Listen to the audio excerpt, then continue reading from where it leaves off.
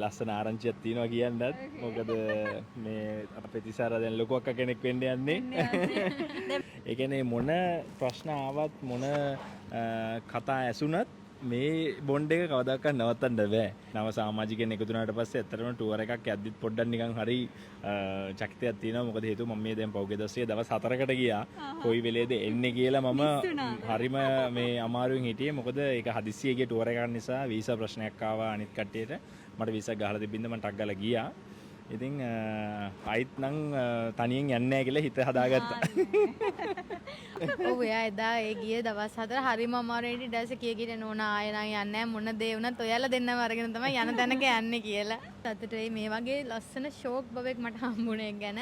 හැම බබාලම ෂෝයි ලස්සනයි ඒක ඇත්ත. ඒ වුණාට ඉතින් මට මගේ බබා විශේෂයි. දාවේ පුංචි තිසාරට අවුරුද්දයි. හැපි බර්ත්ඩේ.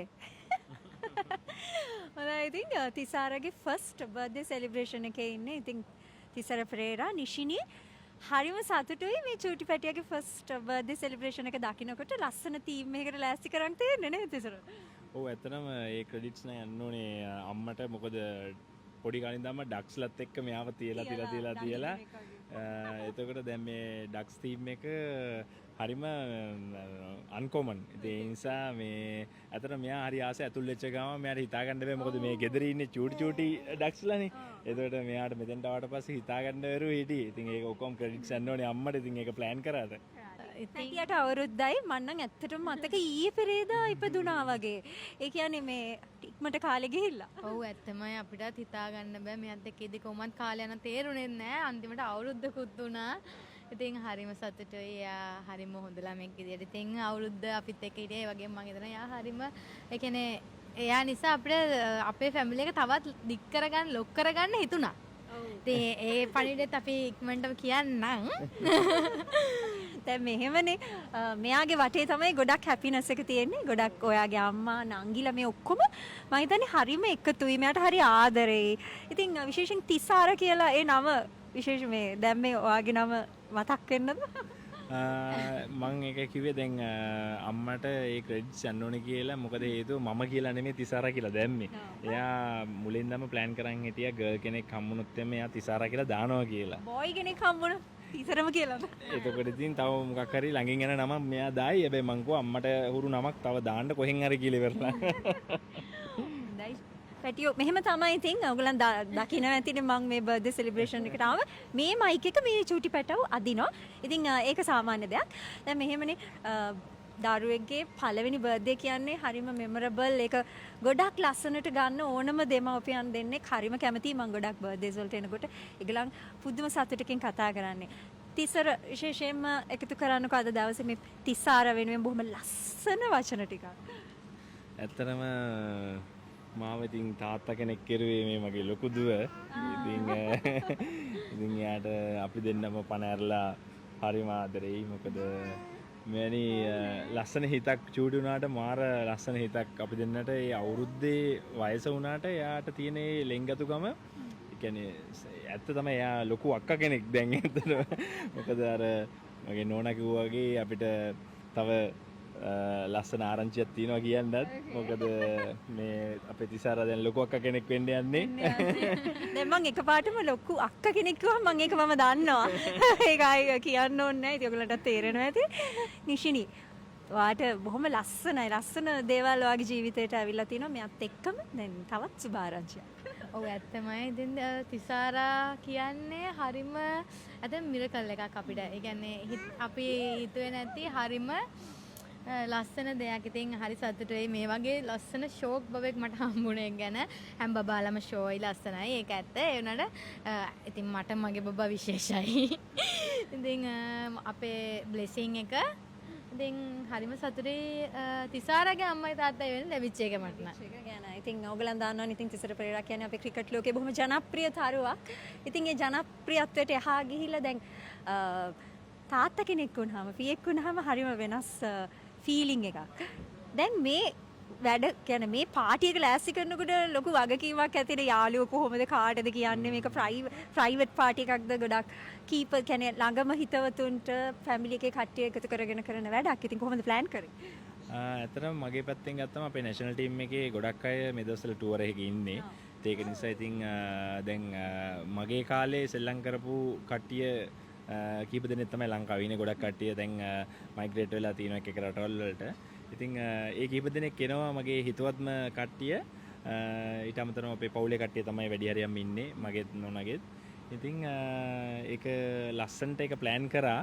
අපි බලමු ඉස්සරහට. දැන් තිසාරගේ මේ බියුටිෆුල් ඩක් ටීම් එකට කරපු බර්ත්ඩේ එක ප්ලෑන් කරලා දෙන්නේ. ඇත්තටම ඉවෙන්ට් ප්ලෑන ගැන කතා කරොත් ප්‍රොමිසස් බයි හන්සලි. මේ විදිහට ලස්සනට.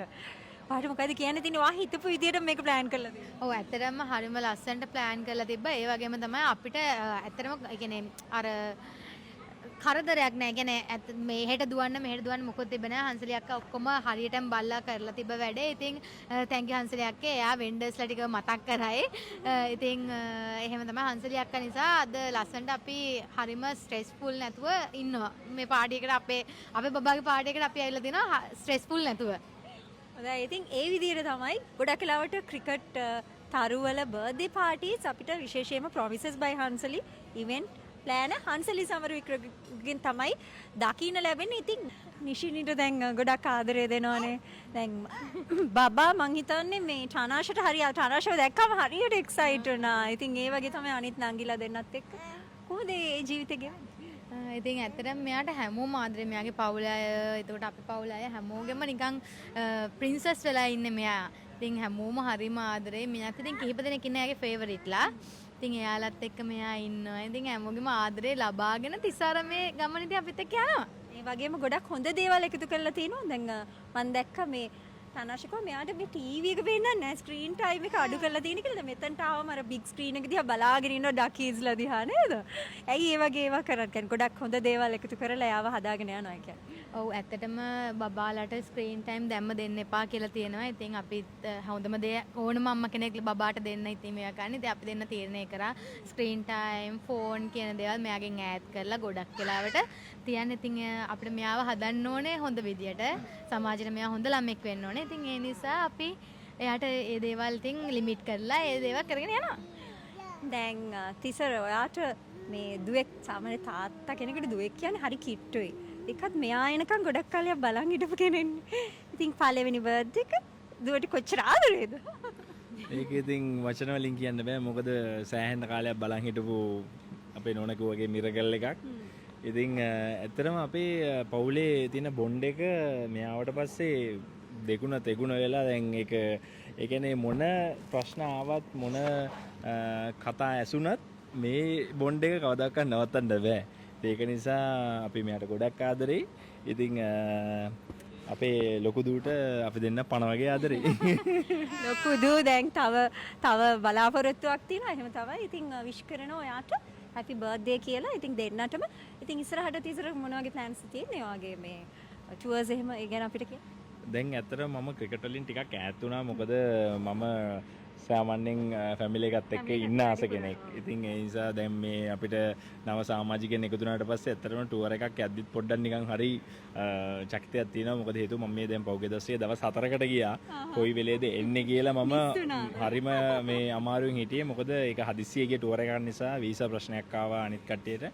මට වීසා ගහලා තිබින්ද මම ටක් ගාලා ගියා. ඉතින් ආයිත් නම් තනියෙන් යන්නේ නැහැ කියලා හිත හදාගත්තා.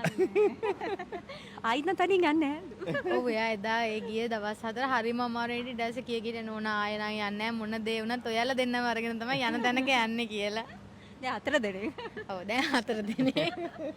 හරි එහෙනම් Thisara නිෂිනි wishing you all the best. ඉතින් ඉස්සරහට බොහොම සතුටින් මේ ටනාෂට මේ ටටා දාන්නේ. ලොකු අම්මට. ඉතින් ගොඩක් හොඳට ලස්සනට ජීවිතේ ගෙවන්න. ඉතින් මේ ෆස්ට් බර්ත්ඩේ එක ලස්සනම බර්ත්ඩේ එකක් වෙන්න කියලා ප්‍රාර්ථනා කරනවා. Thank you.